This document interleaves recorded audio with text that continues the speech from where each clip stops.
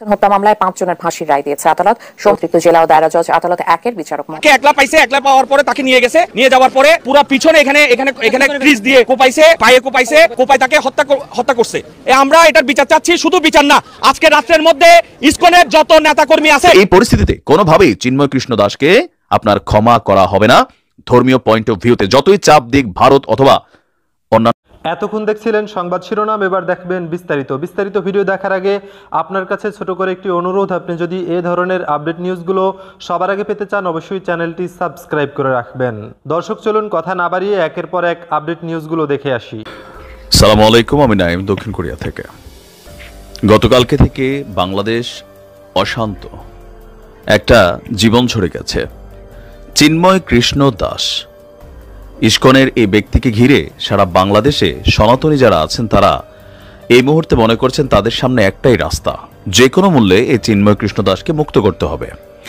আজকেও তারা কারাগারে স্বেচ্ছায় কারাবরণের উদ্দেশ্যে একটা লং মার্চের ঘোষণা কিন্তু দিয়েছে, যদি আজকে তাকে জামিন দেওয়া না হয়। চিন্ময় কৃষ্ণ দাসকে সরকার আসলে কোন কারণে গ্রেপ্তার করেছে? ধর্মীয় পরিচয়ের বাহিরে তার কি আর পরিচয় আছে?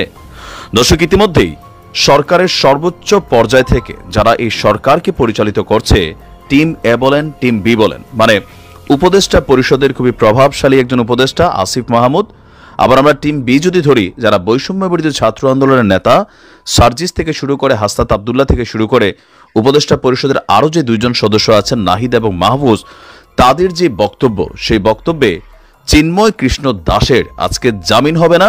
ইভেন গতকালকে যে ঘটনা ঘটেছে, সেই ঘটনার জন্য যারা এই ঘটনাটা ঘটিয়েছেন, এখন যদিও তারা বলছেন তৃতীয় পক্ষ, বাংলাদেশে আরেকটা ট্রেন্ড হয়ে গেছে, যে কোনো ঘটনা ঘটলেই এখানে একটা তৃতীয় পক্ষের নাম ব্যবহার করা হচ্ছে।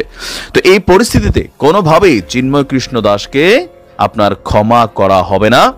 ধর্মীয় পয়েন্ট অফ ভিউতে যতই চাপ দিক ভারত অথবা অন্যান্য জায়গা থেকে, আমরা দেখছি যে বাংলাদেশের স্বাধীনতা এবং সার্বভৌমত্বের উপর কোনো প্রকার হস্তক্ষেপ বা আঘাত এবং অবমাননা হয় এমন রাষ্ট্রদ্রোহী কর্মকাণ্ডে জড়িত হলে সরকার কঠোর ব্যবস্থা নেবে বলে জানিয়েছে আমাদের উপদেষ্টা আসিফ।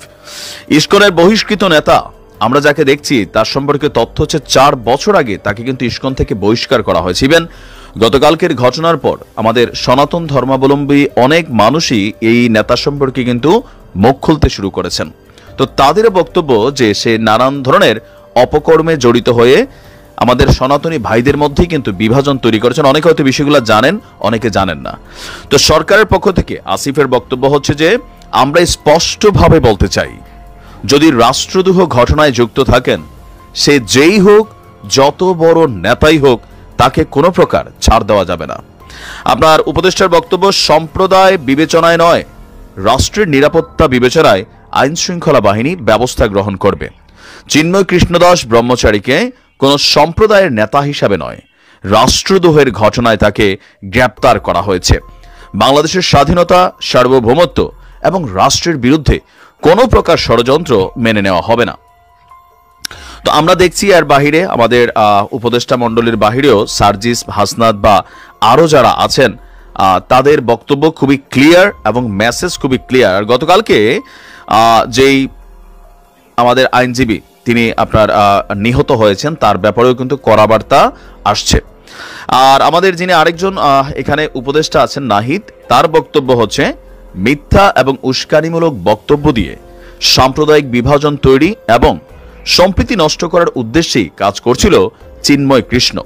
আর নাহিদ বলছেন যে আপনার অন্তর্বর্তীকালীন সরকার শুরু থেকেই সংখ্যালঘু সম্প্রদায়ের উপর তাদের যে দাবি দেওয়া সেগুলোকে আন্তরিকভাবেই বিবেচনা করেছে, কিন্তু চিন্ময় কৃষ্ণ দাস বিভিন্ন সমাবেশে মিথ্যা ও উস্কানিমূলক বক্তব্য দিয়ে সাম্প্রদায়িক বিভাজন তৈরির চেষ্টা করে যাচ্ছিল। রাষ্ট্রদ্রোহ মামলা হওয়া সত্ত্বেও কেন আইনগত পদক্ষেপ না নিয়ে বিভিন্ন সভা করে বেড়াচ্ছিলেন চিন্ময় কৃষ্ণ? মূলত এই ধরনের তৎপরতার মূল উদ্দেশ্য ছিল বিশ্ব মিডিয়ার দৃষ্টি আকর্ষণ করা এবং বাংলাদেশে জুলাই ও অভ্যুত্থানকে, আগস্টের অভ্যুত্থানকে নেতিবাচক হিসাবে বিবেচনা করা। আর যে আইনজীবী মারা গেছে তার ব্যাপারেও বলা হয়েছে যে নাহিদ বলছেন যে চিন্ময় দাসের যারা সমর্থক তারাই কিন্তু আইনজীবী সাইফুল ভাইকে কুপিয়ে হত্যা করেছে। দেশে সম্প্রীতি বিনষ্ট করার পরিকল্পনা নিয়েই চিন্ময় কৃষ্ণ কাজ করছিল এবং সাম্প্রদায়িক উদ্দেশ্যেই এই ধরনের সন্ত্রাসী কর্মকাণ্ড তারা চালিয়ে যাচ্ছে। তো এখানে তার অনেক বিষয় কানেক্টেড হয়েছে, কারণ চিন্ময় কৃষ্ণ আপনার বাংলাদেশ আওয়ামী লীগের পক্ষে তার বেশ কিছু বক্তব্য আছে, সেগুলো এখানে পলিটিক্যাল পয়েন্ট অফ ভিউতে কিছুটা কানেক্টেড হয়েছে। যদিও ভারত হুঁশিয়ারি দিয়েছে যদি আজকে চিন্ময় কৃষ্ণকে জামিন দেওয়া না হয় তাহলে তারা সীমান্তে অবরোধ করবে, বাংলাদেশের সাথে সীমান্তবর্তী যত রকমের ডিল আছে, হয়তো এক্সপোর্ট ইম্পোর্ট বা আরো হয়তো অনেক কিছু, সেগুলোতেও তারা হস্তক্ষেপ করবে রাষ্ট্রীয়ভাবে।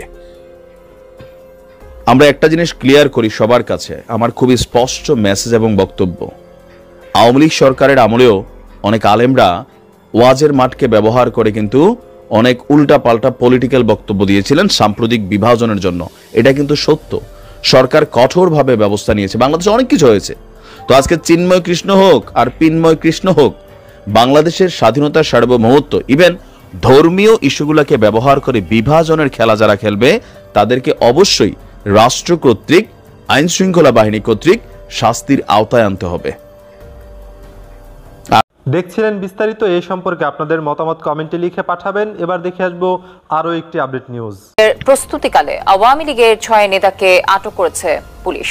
পাহাড়তলী পুলিশ জানায় আটককৃতরা একটি মিছিলের প্রস্তুতি নেওয়ার সময় তাদেরকে গ্রেফতার করা হয়। আটককৃতরা সবাই আওয়ামী লীগের রাজনীতির সঙ্গে জড়িত। তারা হলেন যুবলীগ কর্মী আব্দুর রহিম, মিরসরাই 13 নং মায়ানী ইউনিয়ন যুবলীগের সভাপতি মোহাম্মদ আবু হেনো, মায়াবী ইউনিয়ন যুবলীগের সাংগঠনিক সম্পাদক মোহাম্মদ মমিনুল ইসলাম, মিরসরাই 12 নং খৈয়াছড়া ইউনিয়ন আওয়ামী লীগের সাধারণ সম্পাদক মোহাম্মদ মামুনুর রশিদ, খৈয়াছড়া ইউনিয়ন আওয়ামী লীগের সাংগঠনিক সম্পাদক শহীদ উদ্দিন খান এবং মিরসরাই 13 নং মায়ানী ইউনিয়ন আওয়ামী লীগের সাংগঠনিক সম্পাদক ও 1 নং ওয়ার্ডের সাবেক ইউপি সদস্য মোহাম্মদ ইয়াসিন উল্লাহ।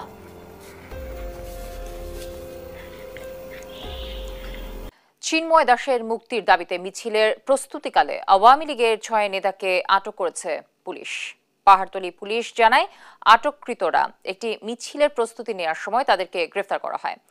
আটককৃতরা সবাই আওয়ামী লীগের রাজনীতির সঙ্গে জড়িত। তারা হলেন যুবলীগ কর্মী আব্দুর রহিম, মিরসরাই 13 নং মায়ানী ইউনিয়ন যুবলীগের সভাপতি মোহাম্মদ আবু হেনো, মায়াবী ইউনিয়ন যুবলীগের সাংগঠনিক সম্পাদক মোহাম্মদ মমিনুল ইসলাম, মিরসরাই 12 নং খৈয়াছড়া ইউনিয়ন আওয়ামী লীগের সাধারণ সম্পাদক মোহাম্মদ মামুনুর রশিদ, খৈয়াছড়া ইউনিয়ন আওয়ামী লীগের সাংগঠনিক সম্পাদক শহীদ উদ্দিন খান এবং মিরসরাই 13 নং মায়ানী ইউনিয়ন আওয়ামী লীগের সাংগঠনিক সম্পাদক ও 1 নং ওয়ার্ডের সাবেক ইউপি সদস্য মোহাম্মদ ইয়াসিন উল্লাহ।